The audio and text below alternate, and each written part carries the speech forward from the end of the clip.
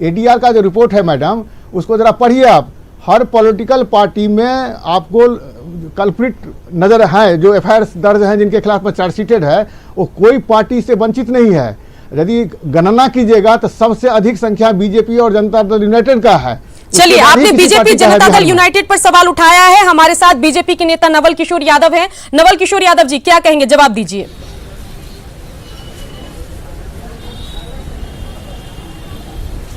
सुकन्या जी, एक कहावत है हम लोगों के यहाँ, गुड़ खा के गुलगुल्ला से परहेज। तो ये कांग्रेस और आरजेडी के लोग ये अपराधियों के शेल्टर देने वाले लोग हैं और इनका बुनियाद भी इसी पर खड़ा है। इसलिए ये कह रहे हैं कि सारे पार्टियों में अपराधियों का जमात है, अपराधियों का जमात इनके अलायंस में होगा। हमारी पार्टी विचारों की पार्टी है, विचारों के मंथन पर हमारी पार्टी चुनाव लड़ती है। ये तो आपकी पार्टी में किसी दागी व्यक्ति को या उसके परिवार वालों को टिकट इस बार दिया जाएगा कि नहीं, ये बताइए। हमारे यहाँ किसी अपराधी के परिवार वाले को और अपराधी का टिकट नहीं दिया जाता है। चलिए, आपका जवाब हमने सुन लिया। खालिद अनवर जेडीयू नेता भी हमारे साथ बने हुए हैं। खालिद अनवर जी, आरोप आप पर भी हरखुजा कांग्रेस नेता द्वारा लगाया गया, कहा कि सबसे ज्यादा दागी और आरोपी किस्म के व्यक्ति बीजेपी और जेडीयू में। इस आरोप से आप कितना इत्तेफाक रखते हैं, बताइए। बिल्कुल गलत है, बिल्कुल बेबुनियाद है। हमारी पार्टी में, जनता दल यूनाइटेड में और एनडीए के जो उम्मीदवार हैं उनमें आपको ढूंढ करके भी एक दागी उम्मीदवार नहीं मिलेगा।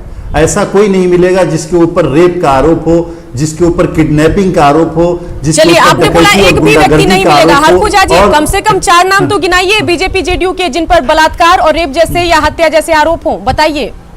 पुरानी बात मत कीजिएगा, अभी की बात कीजिएगा। नहीं मिलेगा, इनको नहीं मिलेगा सुकन्या जी, इनको नहीं मिलेगा। पार्टी का जरूर नाम लूंगा। अभी जो गोपालगंज में 4 महीना पहले जो हत्याकांड हुआ था, वो किनके विधायक हैं जिनका नाम आ रहा है? अभी जो आरा में घटना हुई थी, रोहतास में घटना हुई थी, वो किनके हत्या के मामले में तो आपके सीएम फेस का भी नाम आ रहा है। नवादा और गया में जो घटना हुई थी, हरिजन और ये क्या कहते हैं कि दलित लोगों के बीच, पिछड़े वर्ग के लोगों के बीच में, वो किनके विधायक थे, किनके पार्टी के समर्थक थे?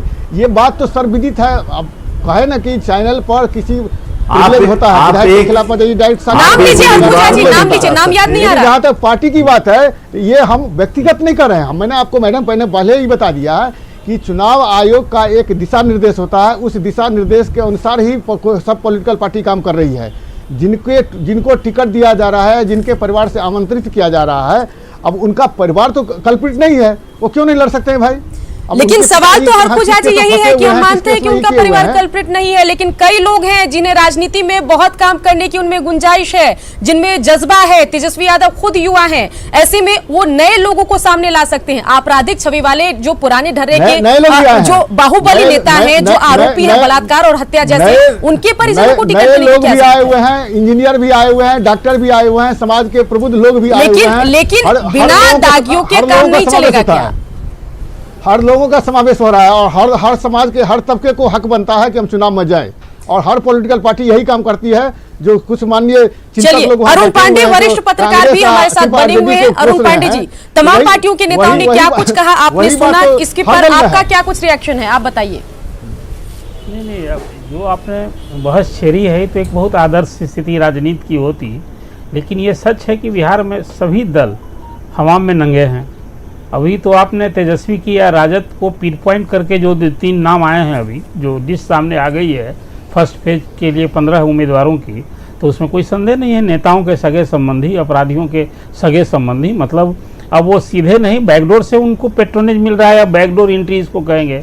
कोई इस तरह का जो व्यक्ति या उसकी पत्नी या बेटा चुनाव लड़ रहा है, तो अंततः तो प्रभाव मंडल वैसे ही अपराधी छवि के लोग, जो जिनका नाम कहिए जिस कारण से उनका उपयोग पार्टियां कर रही हैं, उनका वहाँ उपयोग होगा। सभी दलों में स्थिति है। अभी एक जो अभी चर्चा हुई जदयू की बात, जदयू के भी नेता बता रहे थे एक भी नहीं है, भाजपा में एक नहीं है। अभी आने दीजिए पूरी लिस्ट। ये तो एक दिन वनडे मैच की तरह जैसे लगता है कि बस ये अंतिम चुनाव है और अभी प्रथम चरण का चुनाव होने के बाद आज 5 दिन बीत गए। बिल्कुल बिल्कुल, लेकिन अरुण पांडे अंतिम जी तिथि युवा होगी। नेता है हाँ। तेजस्वी यादव, कमान संभाल रहे हैं आरजेडी के, साथ ही महागठबंधन के सीएम फेस भी हैं, उनसे कई उम्मीदें हैं बिहार वासियों को और उनके समर्थकों को। क्या वो एक नई मिसाल यहां पर पेश नहीं कर सकते थे? स्वच्छ छवि के कैंडिडेट को सामने रखकर राजबल्लभ यादव, अरुण यादव जैसे लोगों को क्या जरूरत थी टिकट देने की? उनके परिवार वालों को, उनकी पत्नी को टिकट देने की क्या जरूरत थी? सभी को समझ में आता है कि पत्नी के जरिए कुल मिलाकर आप ऐसे बाहुबलियों को ही टिकट दे रहे हैं। ये बड़ी चिंता की बात है। आपने जो इशू उठाया है, या समाज जिस ढंग से चाहता है कि तेजस्वी को एक अवसर मिला था, और तेजस्वी जब चाहते हैं कि हम बिहार का नेतृत्व करें, तो इनको पाक साक जो पिताजी कर गए, अब वही काम तेजस्वी करने लगे, और तेजस्वी उसी राह से फिर राजनीति में, कांग्रेस की बात अब क्या कहेगा, तो उनका नेतृत्व स्वीकार कर चुकी है कांग्रेस। लेकिन तेजस्वी से जो आपने अपेक्षा की है, इस पर खरे उतरना चाहिए था। लेकिन अभी तो पहली परीक्षा है, ऐसी टेस्ट की परीक्षा में वो कहीं ना कहीं फेल होते दिख रहे हैं। ये कहने में हमें संकोच नहीं है, तेजस्वी एक युवा है और उनका अभी लंबा राजनीतिक जीवन होगा। चलिए एक बार फिर से अपने अवसर दर्शकों में को बता दें कि इस डिस्कशन में, इस डिबेट में हमने आरजेडी नेता को भी बुलाया था, लेकिन अभी तक आरजेडी के नेता नहीं पहुंचे हैं। शायद उन्होंने समझ लिया है कि इस तमाम सवालों से बचने का तरीका यही है कि सवालों के सामने ही न जाया जाए, डिबेट में पहुंचा ही न जाए। फोन किया जा रहा है, कोई फोन उठाने को तैयार नहीं है। क्या उनके पास, क्या आरजेडी नेताओं के पास कोई जवाब नहीं है? और इन सबके बीच जो कांग्रेस नेता है उनसे भी जवाब देते नहीं बन रहा है। और खालिद अनवर जेडीयू नेता भी हमारे साथ बने हुए हैं। खालिद अनवर जी, क्या लग रहा है यहां पर? यह बात अरुण पांडे जी ने कही कि वो आदर्श स्थिति होती अगर किसी पार्टी ने इस तरह के दागी छवि वाले व्यक्ति को या उनके परिवार वालों को टिकट नहीं देते, तो शायद बिहार का विकास होता, एक बेहतर जो प्रत्याशी हैं वो बिहार की जनता के सामने होते, एक बेहतर ऑप्शन उपलब्ध होता। क्या कहेंगे? नहीं, अरुण पांडे जी ने बहुत अच्छी बात कही, और मैं उनको बहुत ज़्यादा सम्मान कर रहा हूँ इस बात का कि उन्होंने एक आदर्शवादी राजनीति की बात की है। उनको, अरुण पांडे जी को ये याद रखना चाहिए कि हम उम्मीद किससे कर रहे हैं। हम अगर बबूल का पेड़ बोएंगे तो क्या उससे अनार तोड़ेंगे? हम क्या तेजस्वी यादव से ये उम्मीद कर सकते हैं कि वो एक आदर्शवादी सियासत करेंगे? क्या हम तेजस्वी यादव जी से ये उम्मीद कर सकते हैं कि वो करप्शन फ्री बिहार देंगे? क्या हम तेजस्वी यादव से ये उम्मीद कर सकते हैं कि उम्मीदवारों को टिकट देंगे और कुछ उम्मीदवारों से पैसा नहीं लेंगे? क्या आप ये उम्मीद कर सकते हैं कि वो डाकुओं को टिकट नहीं देंगे? भाई ये गिरोह है, ये राष्ट्रीय जनता दल अरुण पांडे जी एक गिरोह है, जिस गिरोह का जो अपने उसकी विचारधारा ही यही है कि आप गुंडों को पाले, आप ऐसे लोगों को पाले जो लोगों के अंदर टेरर फैलाते हैं, आप ऐसे लोगों को पाले जो लोगों से उगाही करते हैं, आप ऐसे लोगों को उठा करके लाए जो किडनैप करके लीडरशिप को पैसा पहुंचाए। फिर आप कैसे उम्मीद कर सकते हैं, कैसे ऐसी लीडरशिप से उम्मीद कर सकते हैं कि वो एक पुरान बिहार दे? नीतीश कुमार ने 15 वर्षों की सियासत लोगों के सामने करके बिहार को चला करके अरुण पांडे जी उन्होंने ये साबित किया है कि करप्शन के बगैर, डकैती के बगैर, गुंडागर्दी के बगैर, क्रिमिनल को बढ़ावा दिए बगैर उनको खत्म करके भी हुकूमतें चलाई जा सकती हैं। और हम नीतीश कुमार से उम्मीद कर सकते हैं, हम तेजस्वी यादव जी से उम्मीद नहीं कर सकते हैं, क्योंकि उनकी बुनियाद ही ऐसी चीजों पे है जो आदर्शवादी राजनीति से बहुत दूर है।